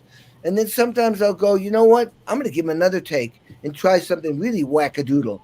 But that's the way I do it. Then because the one time I went, this is really a stupid program. This is wrong. I would never play it. I didn't do it. And the guy emailed me back, said, I like what you did, but I thought I read in the interview where you play exactly what the artist programs. I went, all right, I'm going to do another. So I don't care how ridiculous it is. I play the program because you never know. With today's technology, somebody might take the first verse, the first intro, and the first chorus exactly how it's programmed, then use the other stuff I do in my second take or third take. So Kenny, before I throw it back to Angel, is there also a way that an artist can contact you and go, hey, look, Kenny, wink, wink, would you be available to come out for a session with Mark Hudson and myself to Pennsylvania? Now, oh, wait, did I say that too loud? Because I have snares. No. Yeah, no, absolutely. In your case, you can call me up, but for anybody else, they just email me on the website. There's a lot of people who are looking Nashville. I have a lot of friends down there. Yeah. Look, Kiefer's down there. You've done a lot of things. And we have a lot of artists who would love to work with you. And is there... Yeah, we'd love to put your contact information out. Go to the website. Yep, I got it right at the bottom of Yeah, the screen. yeah, it says www.kennyaronoff.com, and there's a form on I think Hire Kenny, and it goes right to me. And if it doesn't, then they should reach out to you, and then you call me up and says, Kenny, it's not getting to you. Kenny, do they find you there, or is it like Yeah. Grindr or Tinder, or I'm not a grinder or Tinder kind of guy. All right, Angel, back to you, brother. Yeah, I used to be the wildest mofo on the planet. I'll tell you that. Yeah, It's still. Hey, look, 2 weeks ago we had Phil X on here telling us his wife smokes meat. yeah. Well, Phil X is a funny fucker. When it comes to working with Kenny, it's under contact, and you can choose recording sessions, private lessons, and others. It's under the contact section. Cool. There you Angel, go. right on. Yeah. Boom. IG. Jay has that too. We have contacts and private sessions. Oh, sorry, Jay. Listen, No, I no, can't. you're Oh, there's one. Brian asked the pros and cons of Ringo. All right, let me tell you something about Ringo. Ringo is a very unique, special drummer with a very unique feel. Very good musician. Simple ideas. He has great time, great feel. I've played double drums with him when he was being honored for a David Lynch Foundation. I was like, oh my God, that sounds like Ringo Starr, but it really sounds like Ringo Starr. And it's a certain kind of a feel that made the Beatles have a sound. Then I did the Grammys with him 2 weeks after that. And then, of course, I played with him on The Night That Changed America, the CBS special. I got a chance to play with this guy and back him up as a singer. I mean, yeah, he's a great drummer. Way back in the day, in the 80s, when I was just making it with Mellencamp, Modern Drummer asked me to write an article about Ringo Starr. So I started to transcribe all these beats. I started from the album one and started going through, and I called him up and says, hey, I need 2 articles. There's a lot. These beats. There's a lot of really cool beats here. Then I called him up 3 hours later. Said I need 3 articles, the beginning, middle, and the later years. Man, he came up with some very clever beats that I would never. Just listen to Come Together. Who the hell plays ding ding ba da da da boom ding ding ba da ba. Are you kidding me? I would have gone boom boom ba da da. I just groove through it. I mean, this is, Ringo's brilliant. Well, we all heard you're a swinging mother. And you always said that nobody dances to the guitar player. It's That's in right. the book. Now, Lisa just asked me, do you like Zildjian drums? I never played a Zildjian drum in my life. Oh, they did make a snare drum once. You're right. They made a snare drum once. But I never. Peavy made drums. Oh, dude, they flew me down there. Oh, this is a great story. They really want me to play their drums. They fly me down there in a small little plane, and I get down there and I check out the Peavy drums, and there's no way I'm going to leave Tama to go to Peavy drums. They were the nicest, but the best part is they brought me to this strip club. I'm telling you what, man. If you took all the women in that strip club, you might have one good set of teeth. I mean, they purposely were trying to blow my mind. And when the strip club, the door. They were gumming your mind. These girls had, it was hilarious. And they thought they were the most gorgeous things. Ha, honey. It was funny as hell. It was great. They were just trying to blow my mind, freak me out. But yeah, that's my Peavy story. I love Peavy Hartley. He's the coolest guy. What he did down there in is it Missouri? I think. No, it was Mississippi. Meridian, Mississippi. Mississippi. Bobby Rock, who played on my first album, Bobby was with them. So no, they're great. They're great. But I said, could you change the name from Peavy to something else? I mean, that's like when Mapex wanted me to switch over and went, you got to change your name. There's no way I'm going to play Mapex. That sounds like oatmeal. Mapex. Yeah. Peavy sounds like penis, Yeah, it's just not right. You got to. We don't want penis on our drum. No, it's got to be something strong. Something strong and cool. Power, bolt, tough. Kenny plays tough drums. Definitely, Kenny 100%. plays Angel, man hold on. drums. Yeah, he sure does. Angel, let's keep it rolling with your question, buddy, and any more questions from the fans, and then we're going to bring in Steve. Yeah, I got to keep my mind off of the ugly strippers we were just talking about. Well, Angel's Oh, yeah, my done- question was- Angel's done porn, so he knows. Yeah, movies that you've never seen before. I hope you were the producer. I don't want to know that you were the guy. Well, he No, I got wasn't. tell me he doesn't look like who was the guy No. from the 70s? No. he's No. just going to say The no. weasel.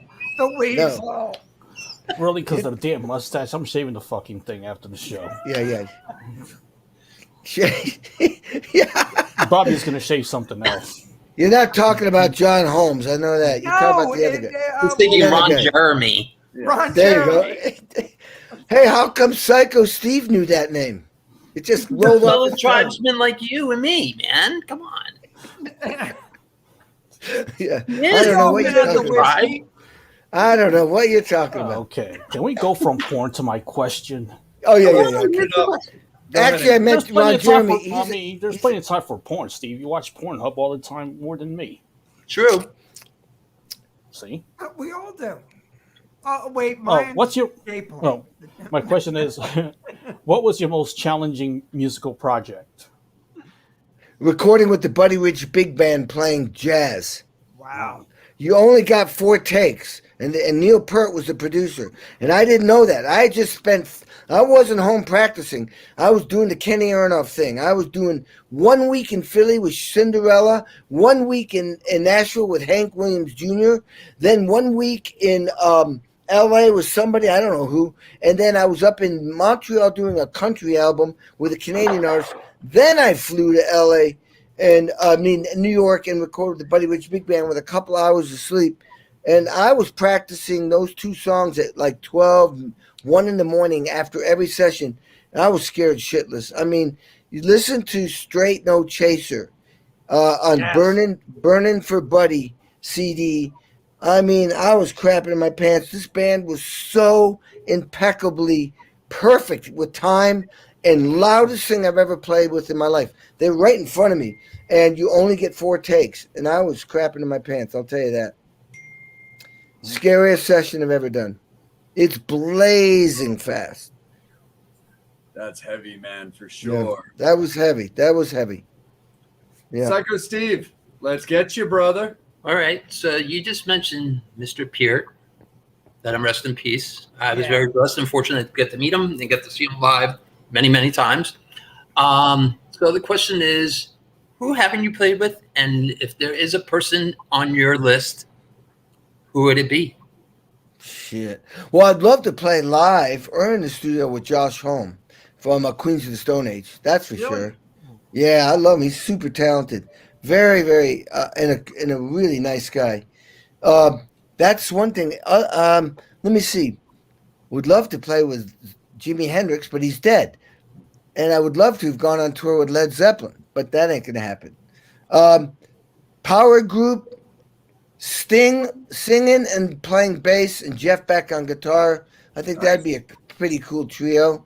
Yeah. You were just at a goddamn football game with fucking bass player, long hair. Mike Mills? Glenn Hughes. Oh, You Glenn and Hughes. Yeah. Yeah, football. Yeah, I took Glenn. I know everything about football. I'm telling him, blah, blah, blah, blah, blah. But, he's English, so he knows football. No, that was great. Yeah, Glenn. Well, Glenn Hughes and me and Tony Iommi started a band, but then Sabbath got back together, so that kind of put a squelch on that. But Fuck Sharon. Oh, sorry, Bobby. No. imagine that. God damn, Tony gave up playing in clubs to play in stadiums. Yeah, I mean, people ask me that all the time, Steve, and I'm like, I'm not sitting there chomping the bit. It's like I appreciate people, so many people, and I played with so many of my heroes that it's hard to think. Oh, yeah, but I played with him. I was going to say Jack White, but I did play with him. I did a show with him. So Awesome. Now, the Hey, piggyback Kenny. off of that question, I have another question for follow up with that. Who are your friends, like, as far as the musicians, like, you actually hang out with? Like, Bobby just mentioned you went to a football game with yeah, Hughes, so you consider him a good friend. definitely a good Um, friend. We usually celebrate his birthday or Christmas together. Up the hill is Steve Lukather, and he lives right up there. And I go up there, or I call him. Let's see, because I'm so friggin' busy, I don't like have this huge. I'm not like hanging out regularly. Bass player in the John Fogerty band is one of my best friends. Um, and I hang out with him, especially when we're on the road, but COVID made it a little bit more difficult. James Lomenzo's his name. He plays with Megadeth, and Yep. Yeah. he's Black James Label. is incredible. Yeah, just incredible. White So- Lion. White Line, right? Back in the day, White Line, and we left something else. Did we? Black Label Black Society. Label Society Yeah, with Zach Wild. Pride and David- Glory. David- Pride and Glory, right? David Hey, Lee Kenny, Roth. real- David Lee real Roth. quick, Roth, what too, about yeah. your son? Oh, Nick is great. Yeah, He you just- and Nick. I mean, the relationship. Again, Oh, I'm unbelievable. going back to the book, but your relationship with Nick through the book is amazing. Yeah, Nick is cool, man. He's 36 now. He's a therapist that helps people, with alcohol and drug problems. He's also a very hardcore Buddhist. He's very mellow, very cool. Nice. And he called me up today to tell me, he left a message saying, Dad, I started thinking about how, man, when I was a kid, I think I said some mean things to you, and I really want to apologize for ever saying anything mean to you, and I love you. And I called him back and said, God, Nick, that was very nice. You know what? I don't remember ever you saying anything mean to me. But if you did, I'm going to come and kick your ass. Just remember, if you ever fucking say anything mean, I'm going to kick your fucking ass, man. You're going down. And I love you. And I hung up. And then Nick left me a message. That's hilarious. Let me get this. You're going to kick my ass for something you don't remember I said to you. Hey, Kenny, I want to throw this out real quick. You brought up about the Buddhism. And a lot of things people don't know, oldest religion in the world. And I'm going back to your book, and I listened to it today. And I got to say, when you said it on there, your relationship with your dad and everything, dude, it hit me like a ton of bricks. And I got to say, it really made me examine a lot of things. And it made me look at a lot of things. Look, there's a Buddhist temple right near me, and I'm really interested in that. But I love that it changed your way of thinking. And I'm not doing it to throw it out there, but I love where your head's at, brother. Well, look, I'm always trying to learn, and with I'm always trying to learn. I'm all about being mental, physical, emotional, and spiritual.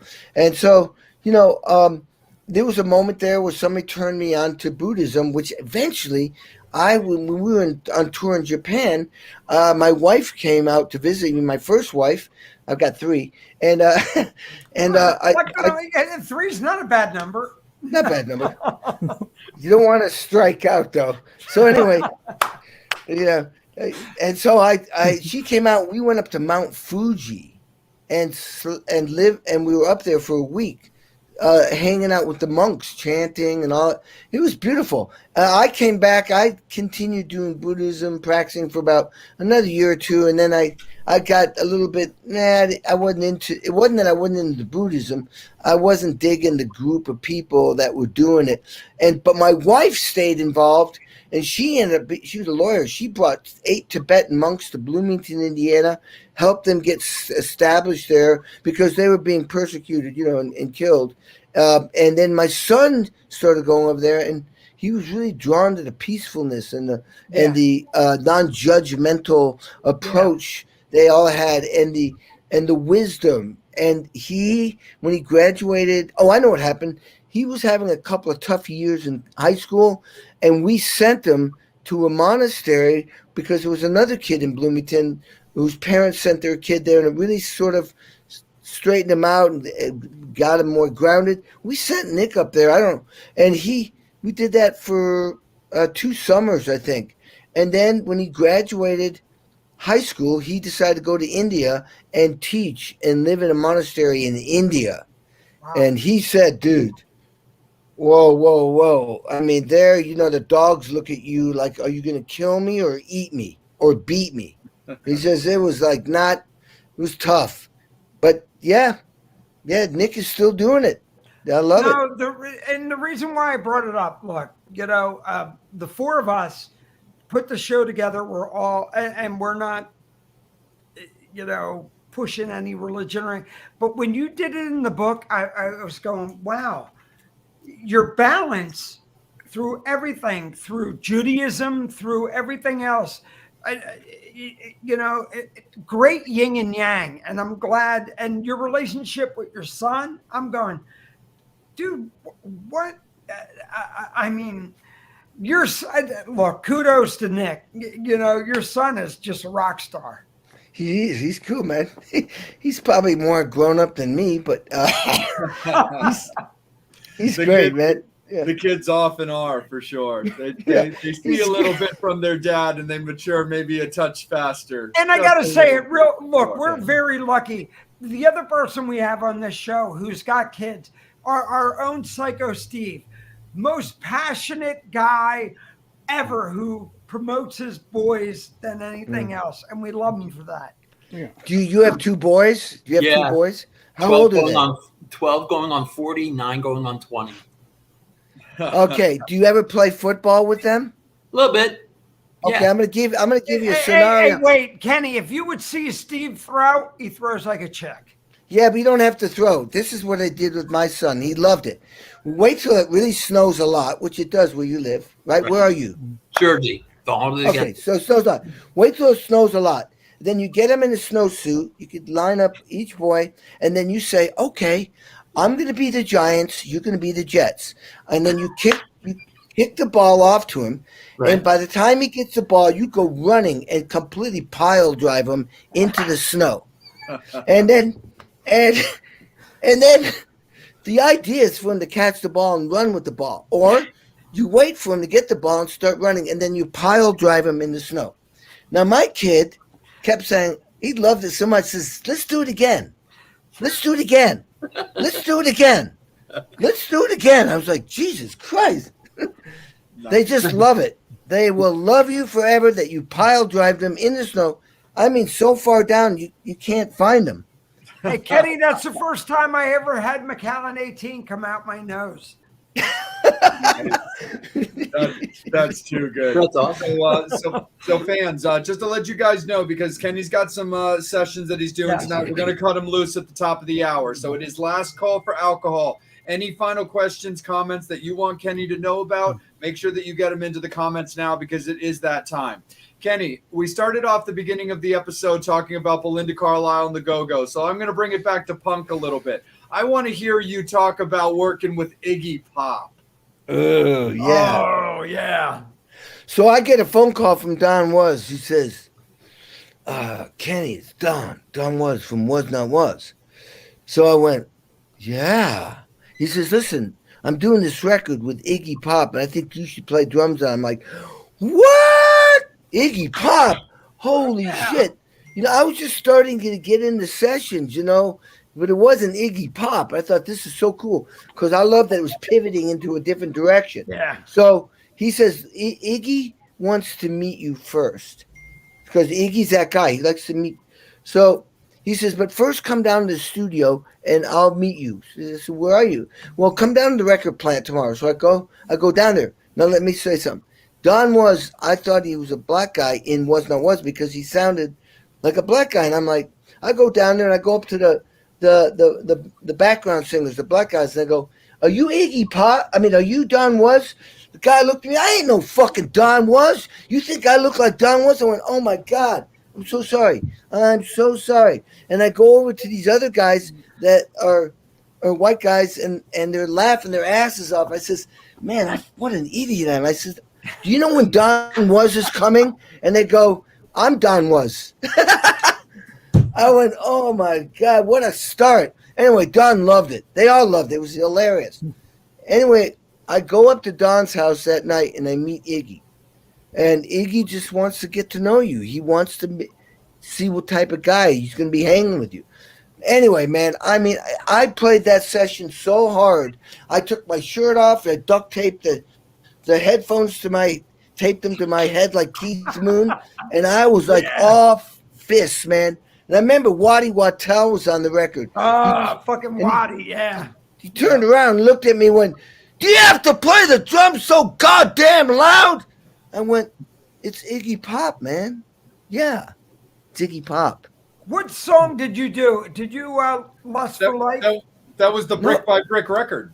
Yeah. Yes, with the hit. Very good. And it had the hit Brick by, was it Brick by Brick? What was the? Home. No, Candy. Candy. Yeah, Candy. Yeah. Yeah, that was a good song. Candy, can't you see? And then Homeboy, Homeboy. Yeah, Slash and Duff played on that one. Yeah. Yeah. That was, so Don says, we're going to bring Slash and Duff. And I went, really? He says, no, wait. And they were unbelievable. They were bad. Duff has got a lot of edge to his bass playing. Oh, absolutely, for sure. A lot of edge. And then Slash was very aware of song arrangement and came up with these great lines. It was unbelievable. And Home, Is so that your Iggy. buddy right there? Come on, talk about Home. I love that song. Yeah. So Home, Iggy's sitting in the same room singing, and they got like a gobo in front of them, but they could never beat the original vocal that he was singing in the room, so they had to keep it. Go back and listen to it. His vocalist doesn't sound like the other vocals where he was in a vocal booth. And yeah, we couldn't, and that was the beginning of my relationship with Slash and Duff. And I remember we were partying. We went to see the Cult, and that's where they were checking out Matt Sorum. And Matt remembers Love us. Matt. Oh, Matt. I did gigs with Matt. It's great. Matt remembers us falling out of a limo with chicks falling on top of us. Now, I don't remember there were any girls there. All I remember is getting hammered on multiple things and falling out and going like, like, wow. And we were hammered. I mean, it was great. And Matt remembers that whole thing. Nice, dude. So Iggy's also known when it comes to playing live as like an absolute just wrecking machine of a performer, like breaking shit and just fucking up everything up. How is it about him in the station? Like you're still, you're always going to get that Iggy poppiness, but like, is he? Would you say that he's more controlled in the studio, or is he still really revved up when recording? No, and recording is very mellow, very like just kind of like, he talks not softly, but he's not completely crazy. And He's just, very approachable, very honest, you just, it's straight up. Just, I think that's what sounds like. He's got a deep voice, I think that's a great idea, Kenny. Yeah, sure. That's all right. Yeah, go ahead. Yep. That's fine. Yeah, man. That's great, man. That's cool. Good. But on stage, we did Farm Aid, and he got up and Dick Clark introduced us, and he kicked Dick in the ass. He started swearing, and all of a sudden we went off the air because he was swearing. Oh my God, he turned into a savage. I remember one show I did with him in Memphis, honoring Elvis Presley. We get off stage, and he's giving me the finger. Fuck you, and I'm like, what? That's just him being Iggy. Hey, Jay, real quick, before Kenny gets off, speaking about breaking shit, the end of your book, you destroyed a KJB's drum kit. Wait, where did I do that? Oh. In Russia. You fucking destroyed the guy's my drum God. kit. You fucking did my God, Keith Moon. Oh, yeah. So, and I'm listening to that. I'm going, I got to rewind this. I'm going, this fucker's going to die here. Okay, so my with the Smashing Pumpkins, we were in a different country almost every day. So we fly into Russia, and I got a Star Classic drum kit. They got the exact kit I want. And so at the end, I just, for some reason, I stood up and I had gloves on. I started hitting the cymbals, hitting, and then I went, fuck this. And I kicked the drums over.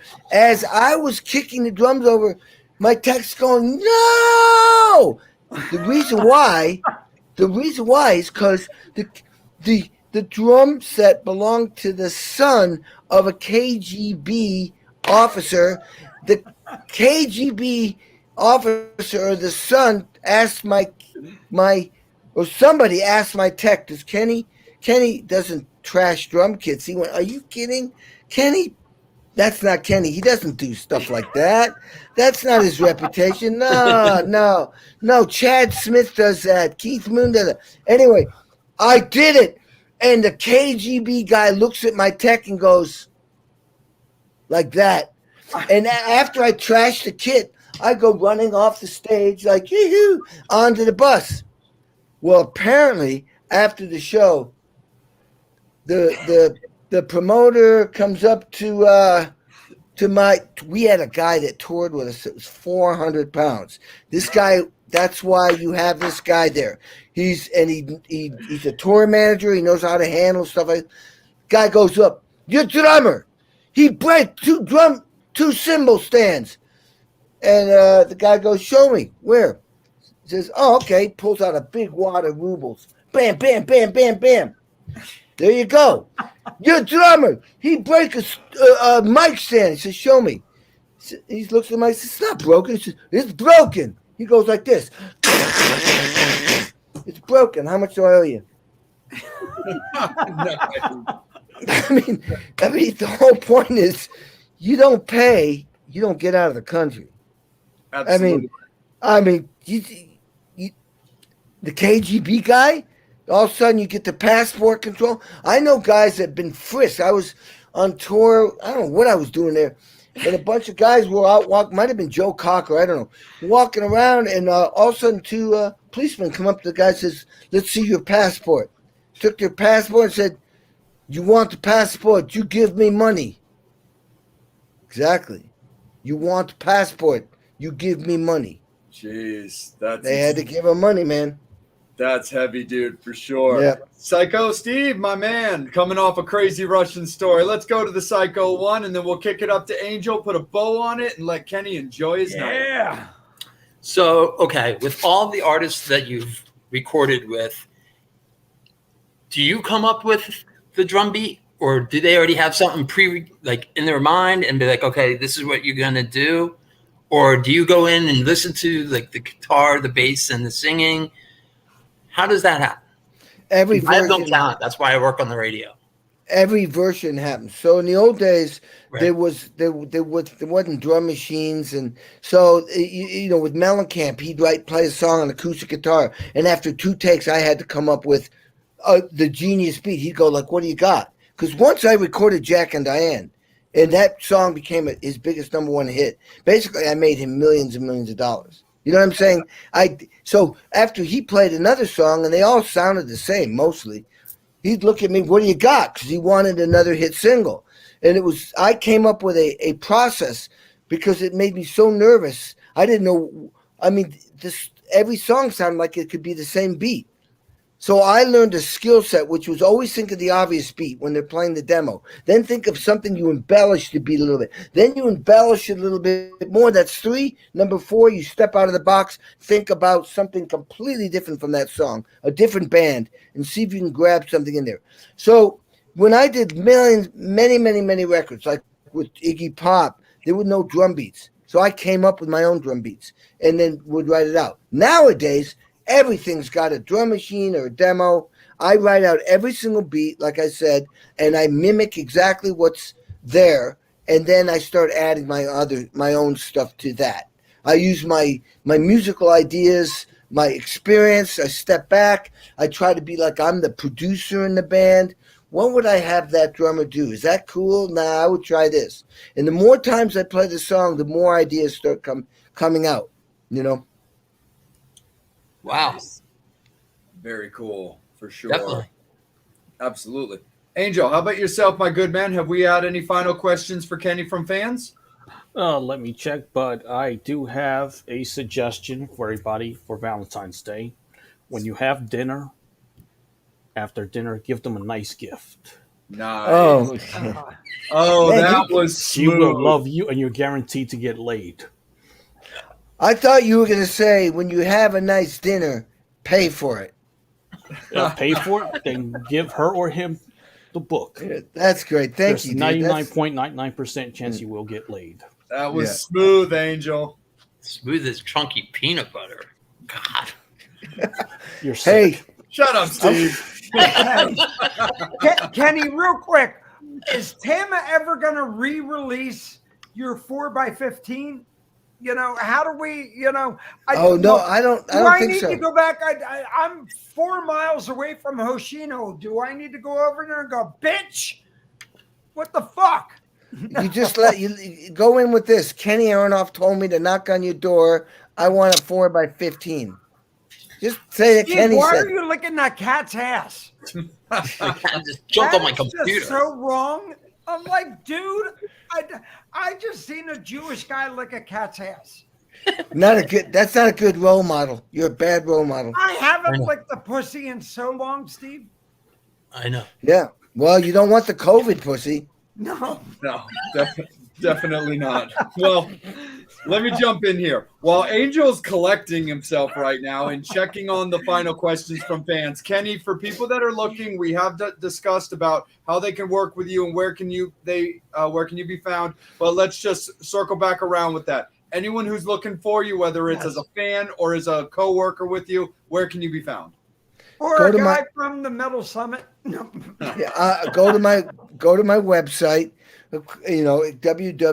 www.kennyaronoff.com, and in there there's there's a little form you can fill out. You told me, I forget. I don't hire myself. So the other thing is, you can send me messages on Instagram or in my Facebook message thing. It's a trip. His ass will be out here in Doylestown soon. Look with Mark Hudson. Don't worry about it. Yeah, I can Out see it. here. Well, you guys should be my agent, the Metal Summit agents. There you go. There It's you like go. it's like a football team. You be Oh, my I'll sell the off- book. yeah. Yep, I'll sell the book. the offensive line. You could distract the defense by just saying, "Hey, read this." Hey, And then we Kenny, go right through it. Birds. That's all you got to say is go Birds. Dude. Who they play? Do they have to? Who they play? Oh, we're Tampa playing Bay. Tampa next week. They're fucked. You're gonna get Hey, we're fucked. not fucked. You know what? Fuck Brady. Oh, On any given day, if your team, your offensive line and defensive line show up, and your running backs and your receivers, you got a great team. But I mean, we hit it's- Santa with fucking snowballs. Yeah, But- me and Kenny are the Massachusetts guys. So yeah. But if Brady shows up with a team with a great offensive line, they are indeed fucked. I know. Absolutely, Because JD. He's munching. Yeah. Oh wait, It's if it's a close game and Brady's got the ball with the last 3 minutes, you're fucked. It's I over. know. It's But over. again, look, well, we know how to get ghetto in Philly. Well, I'll tell you what though. I mean, Brady now he's in the playoffs, sniffing eight Yeah. possible. So man, 8 possible Super Bowls. I mean, that's just insane. Yeah, dude. I love it, and I gotta I do say, too. I love fucking Gronk. There's just something about Gronk that I Come love. on.